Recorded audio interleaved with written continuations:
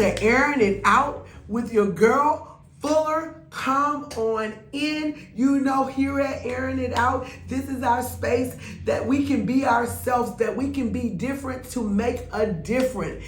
You know, when you come over here, there's no judgment. We talk about the things that are on our minds, the things that are happening in our day-to-day lives, the things that are happening on our globe. So I'm so glad that you are here with me, world. Come on in. Let's sit down and have a chat.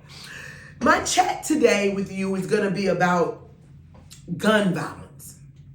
Gun violence, right along with COVID-19, has just become the forefront of our headlines, of some of our lives.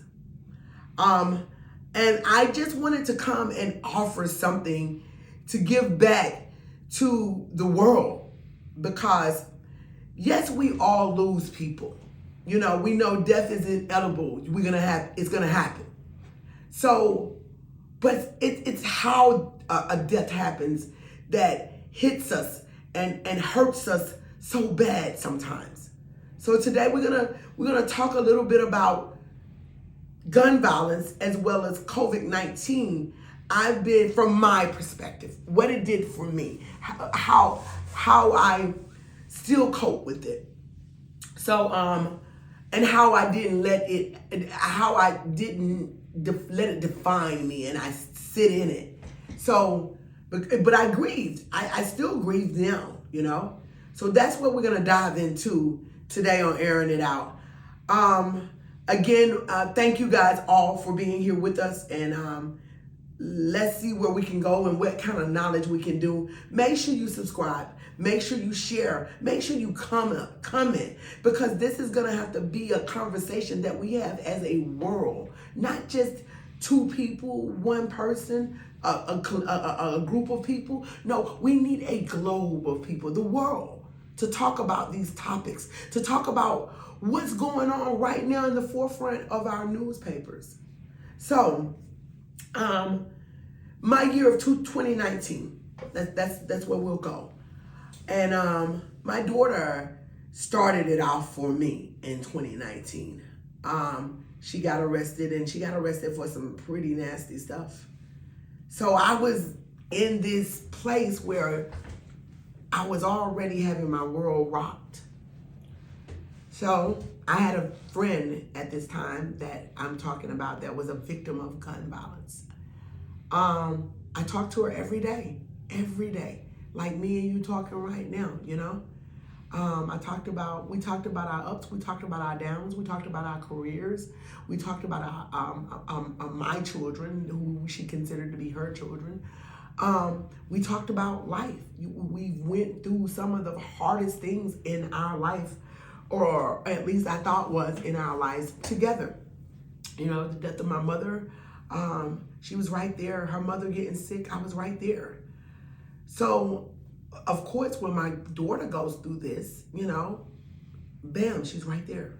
So I'm thinking, you know, out of everything but this that happens, we fast forward and we're in August now, and I remember it right now.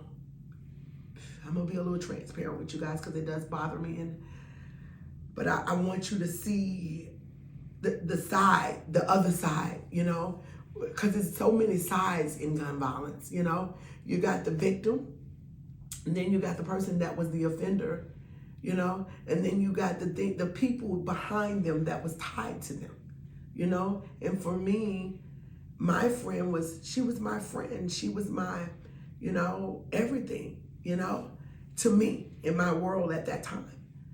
And she'd watch my children grow up, you know, because I want you to resonate, and I want you to come to where I'm at so you can see what people feel.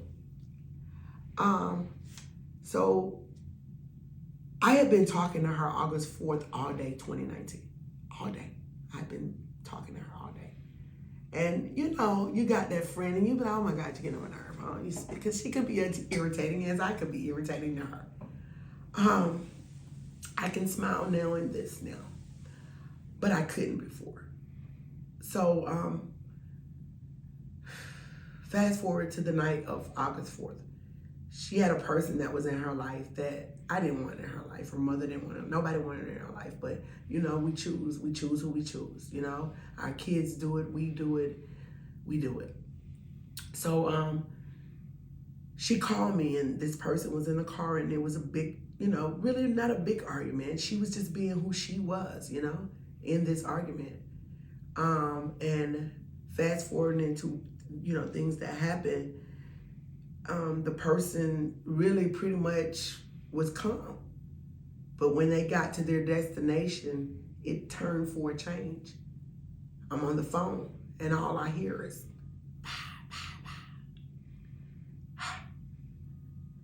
Tanya, she's shooting me, you know.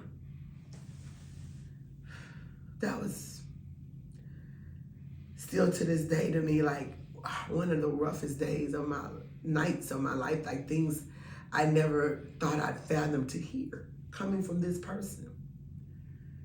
So when this happened, my son hears the yelp that I let out, and he goes, Mom, what's wrong? What's wrong? And I'm like, call her sister, because, you know, in the conversation she had told me to call her sister. So he calls her sister, and, you know, I love my kids. They're amazing. They make a way for us to get down because they knew I couldn't drive. We get there, and when we're there on the scene, of course, nobody wants to tell nobody nothing. Nobody wants to talk about nothing. And in my head, you couldn't have told me nothing but that she had went to one of the local hospitals here in Atlanta, and that, you know, we would be up there maybe all night. She's come out and we talk about this and we would move forward in our life. Nah, that's not what life had planned. It's not.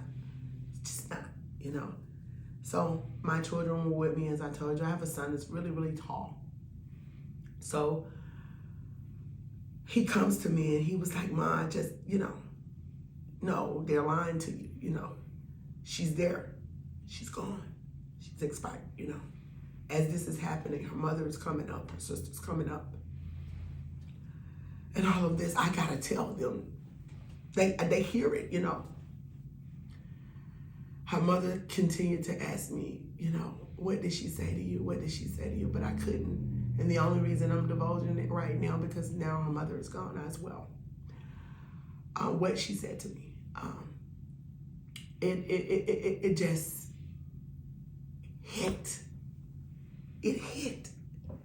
It hit me in a way, you know, my mother, it hurt. You know, we've all had loss. You know, I've had some great loss with friends, you know, and family, and I'm quite sure it's all of you.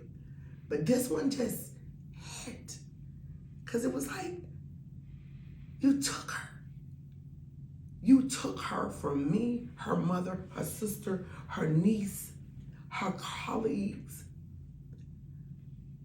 my kids, this earth, her husband. You took her. And you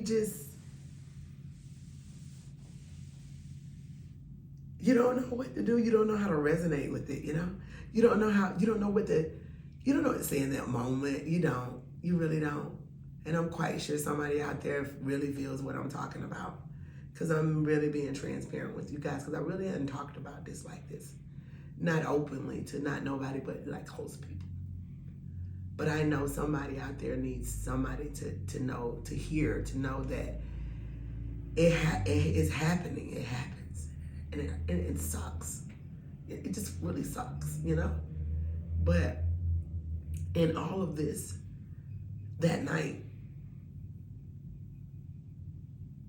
it was just the unrealness about it, you know? I had to sit there and just think about, what did I do, or where did I go from there? Because I'm watching this tumble. But then on the other side, the person that took her, what was their family thinking? Because she's going to, you know, they caught her, she's going to jail. The person going to jail. You know, what were they thinking? What was she to somebody? Because as hurtful as, you know, we are, and selfish we can be, we always, you know, you took, but a lot got took that night. A lot got took. An auntie, you know, cousin, a lot got took that night. So you get to that point where you don't want to be angry about this, but you, in the realness of it, you're human. Your humanness of you make you angry. I was very angry. But I had to find something, a way to come out of it, because I had been through so much hurt. And that's what it is, like hurt on compound on hurt. So now this person that's came and taken something, that's a hurt that, you know, I had to find what would I do for me. And this is for me. They were offering a victim advocate. So this is to a lot of people out here. If you've lost a loved one and they're offering you an advocacy program, get in it. Take advantage of it. It's free, and you don't know what you'll get out of it. To this day, I'm very thankful I made that choice, because like I told you that night, it was unreal. I checked out. And we check out. It will check you out. It will make you check out. And I checked out. I checked out on me. I checked out on my kids. I checked out. But through going through this victim advocacy program and meeting, the therapist, because I like that she shows up, because you got to make sure every person you meet at first, they may not be for you. I was just fortunate on my first turn. So don't give up on the program. Try. Because you need help. You need help with it. It's too heavy to carry by yourself. I don't know who today's episode is for, but that load is too heavy. So on that side, I really want you guys, if you lost a loved one, I want you to really go through it and dissect it, because there's a lot of people hurt in the situation. And then I want us to do more about, what are we doing to stop it? We fight and we advocate and we go out and we march and we do riots because they've taken from us, but then we'll take from each other. We will kill each other. We will hurt each other. We will harm each other. And then now it's so big on the gun thing. Don't get me wrong. I'm not coming in. I don't need everybody coming in. I'm not abolishing that we shouldn't have guns. I'm not saying don't do it, but it's the hands it's landing in. It's who hands is landing in. There are no stipulations to find out what's going on here, one. And two, who are you? And if you get that angry that you can take a person's life, you dang well need to get some help. You got to check about that. You've checked out. It's so much anger, so much hurt. But you're still hurting. Because when you take a person, like when you just do random shootings, like the little kids that got taken, just come on. It's random. And it's for what? For what? At what price? There's a kid. I was looking at his obituary. He was born in 2000 and now he's gone. He actually passed last year. That's scary. And if you don't find it to be scary, then we really need to do some talking and some understanding about life a little bit more closer, because we gotta wake up, stay woke, because it's moving fast, bang, and it ain't taking long to come. Take care of your people, defend your people, understand your people, know who they are, know where they are, know where your children are going, talking to your children. All of this is important, because this gun violence is coming. I'm going to touch a little bit on the COVID thing, but I know that we got to wrap it up for this episode. But I just wanted to really talk and share that with you guys. And I thank you for allowing me to share it. Make sure that you know that it is sensitive, and make sure the little people's ears don't hear it if you think that it is, anything sensitive in that for them.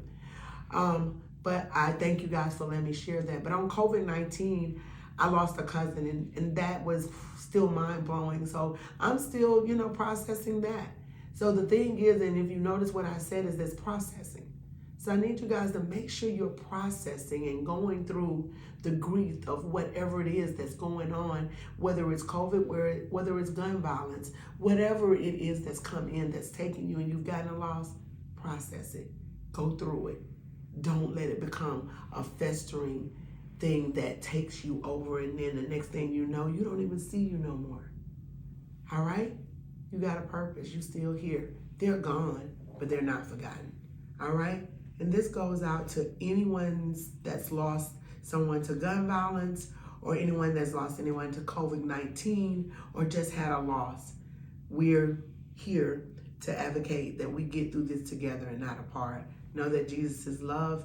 He loves you more than you ever will know. Hey, don't ever be mad about that. I love you too. Thank you again for joining us on Airin It Out, and we'll see you the next time. Have a great day, evening, wherever you're at. Have it and enjoy it. Productive. Y'all know that's our thing. No busy work. See you next time. Bye, you guys.